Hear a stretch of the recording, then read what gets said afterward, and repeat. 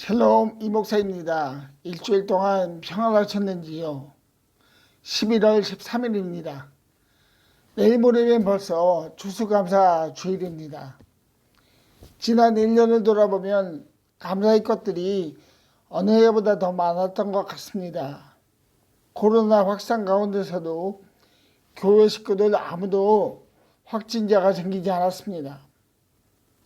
어떤 상황에서도 함께 동행하여 주시고 도와주시는 하나님의 은혜가 넘친 한 해였습니다. 오늘 저희들이 볼 갈라디아서 5장 말씀에도 저희들이 감사해야 할 것이 있습니다. 그것은 바로 자유입니다. 오늘은 여러분과 함께 하나님께서 저희들에게 허락하신 자유가 무엇인지 함께 나누겠습니다. 5장 13절, 24절, 25절 말씀을 읽겠습니다. 형제자매 여러분, 하나님께서는 여러분을 부르셔서 자유를 누리게 하셨습니다. 그러나 여러분은 그 자유를 육체의 욕망을 만족시키는 구실로 삼지 말고 사랑으로 서로 섬기십시오. 그리스도 예수께 속한 사람은 정욕과 욕망과 함께 자기의 육체를 십자가에 못 박았습니다. 우리가 성령으로 삶을 얻었으니 우리는 성령이 인도해 주심을 따라 살아갑시다. 아멘. 오늘 말씀 보면 하나님께서 우리에게 자유를 주셨다고 기록하고 있습니다. 이 자유를 주시기에 하나님께서 부르셨습니다. 성경은 하나님께서 그가 택하신 백성을 부르신다는 것을 말하고 있습니다. 창세기 12장 2절은 하나님께서 하란 땅에 머물고 있는 아브라함에게 나타나셔서 그를 부르시고 그 부르신 목적에 대해 말하십니다. 하나님께서 아브라함을 택하셨고 그 목적은 그를 통해서 모든 사람, 모든 민족이 복을 받을 것이라는 것을 알려주시기 위해서입니다. 하나님은 모세도 부르셨습니다. 떨기나무 숲에서 그를 부르셨습니다.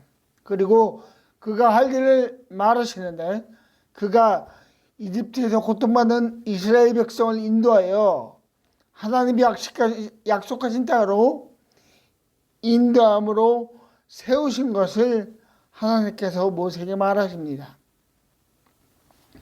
하나님께서 이들을 부르신 목적은 하나님이 어떠한 분인가를 알게 하기 위해서입니다. 이 신비로운 하나님의 역사는 예수님의 승천 후 시작된 교회의 역사 가운데서도 계속됩니다. 교회의 기초는 예수님입니다. 하나님의 아들이신 예수님은 이 땅에 오셔서 모든 사람의 죄를 위하여 십자가의 희생제물이 되심으로 모든 사람의 죄를 용서하셨습니다. 이러한 하나님의 희생으로 모든 사람이 얻게 된 것이 있습니다. 그것은 바로 자유입니다. 예수님께서 주신 이 자유는 하나님께서 이 세상 모든 것을 창조하시고 아담을 만드시고 그와 친밀한 관계에 있을 때 이미 존재하였던 것입니다. 창세기 1장 28절은 다음과 같이 기록합니다. 하나님이 그들에게 말씀하시기를 생육하고 번성하여 땅에 충만하여라. 땅을 정복하여라. 바다의 고기와 공중의 새와 땅 위에 살아 움직이는 모든 생물을 다스려라. 지난 시간에 제가 이 본문을 가지고 하나님께서 아담에게 허락하신 주인의 개념으로 말했습니다.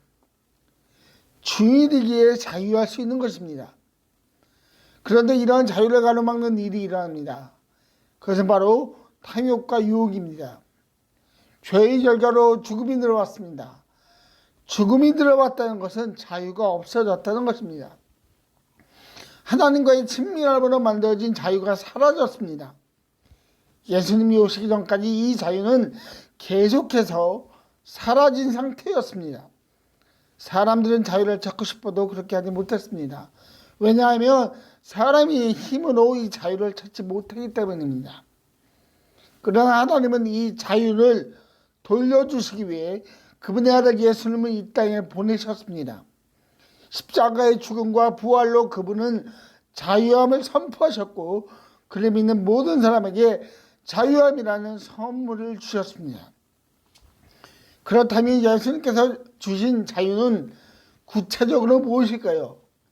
먼저는 죄로부터의 자유입니다. 사람은 완전한 존재가 아니기에 죄를 짓습니다. 모든 사람이 죄인입니다.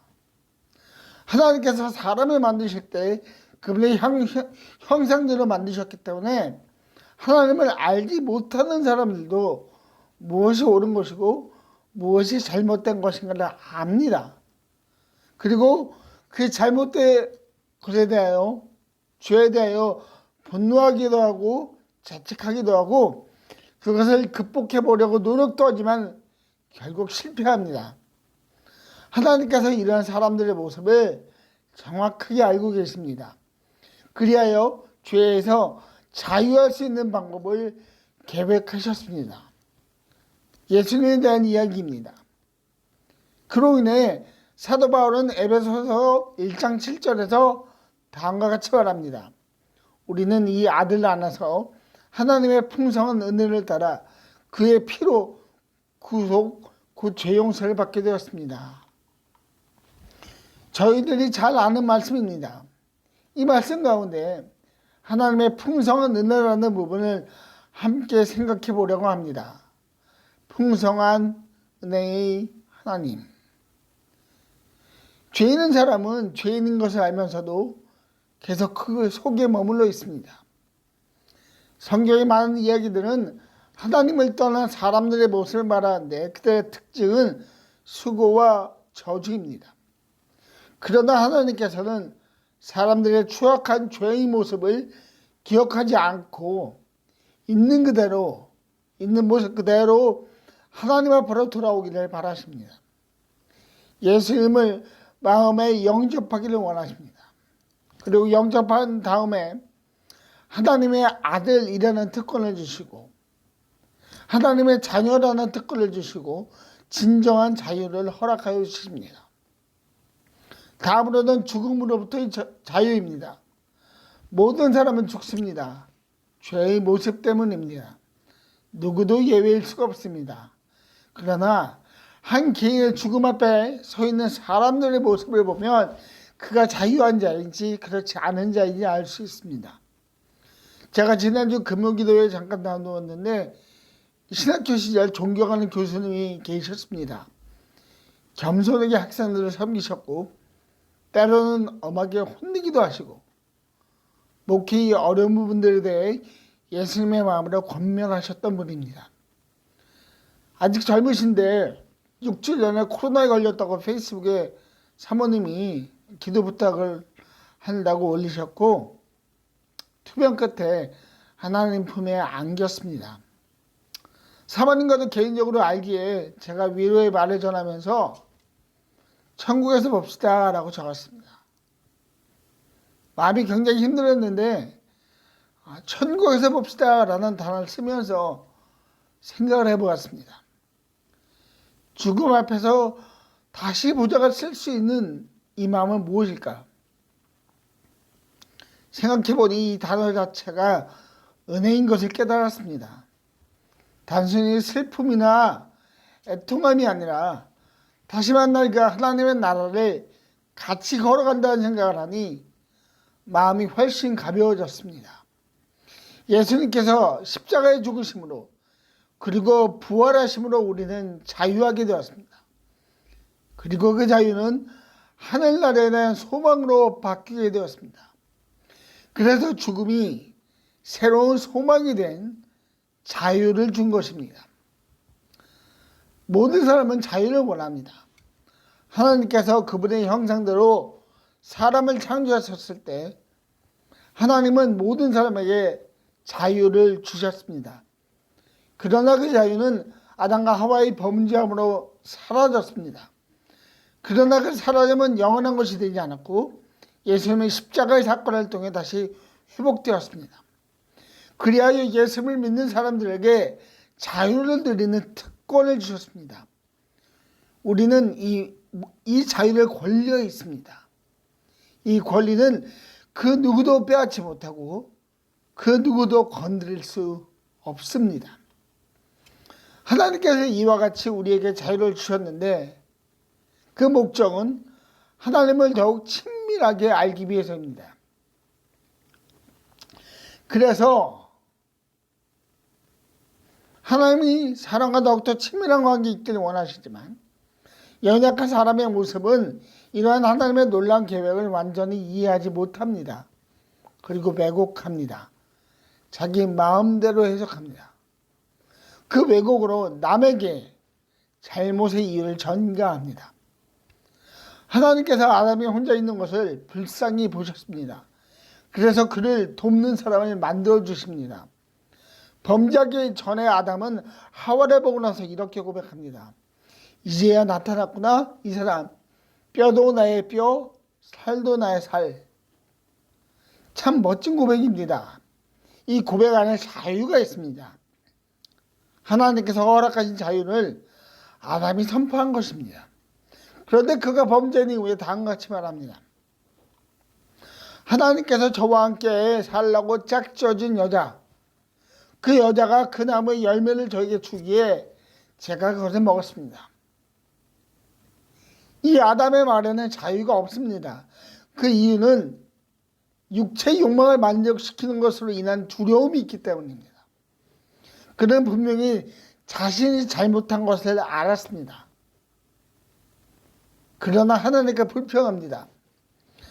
하나님이 하지 않으셨으면 이런 일도 일어나지 않았을 거예요 라고 불평합니다. 사도 바울이 말한 육체의 욕망을 만족시키는 것은 자신의 생각을 하나님보다 앞서놓고 그 생각이 잘못되었을 때, 그 결과가 잘못될 때 그 모든 책임을 하나님께 돌리는 것입니다. 참으로 어리석은 생각이자 행동입니다. 그러나 성경은 사람은 이렇게 어리석은 생각과 행동을 한다는 것을 말합니다. 출애굽한 백성들의 모습이 그렇습니다. 그들은 분명히 홍해바다의 놀라운 기적의 사건을 본 자들입니다. 이스라엘 백성은 무사히 건너게 하시고 이집트 군사들은 모두 휩쓸려 죽었습니다. 하나님께서 그들에게 분명히 그들의 구원자가 어떠한 분이시라는 것을 보여주셨습니다. 그런데 며칠 지나지 않아 그들은 먹을 것이 없다고 물이 없다고 말합니다. 다시 말하면 하나님이란 분이 우리의 육체의 만족을 주지 못하는 분이라고 불평합니다. 이 부분에서 생각해 볼 것이 내가 하나님 편에 있느냐 아니면 하나님이 내 편에 있느냐의 차이입니다. 내가 하나님의 편에 있으면 자유합니다. 조금 불편한 것이 있어도 하나님께서 해결하신다는 믿음으로, 하나님께서 인도하신다는 믿음으로 이길 수 있습니다. 반대로 하나님이 내 편에 있으시면 나의 욕망을 위해 하나님을 이용하는 것입니다. 내가 필요한 것을 위해 하나님의 이름을 이용하는 것입니다. 사용하는 것입니다. 하나님이 그렇게 움직이시는 분일까요? 절대 그렇지 않습니다.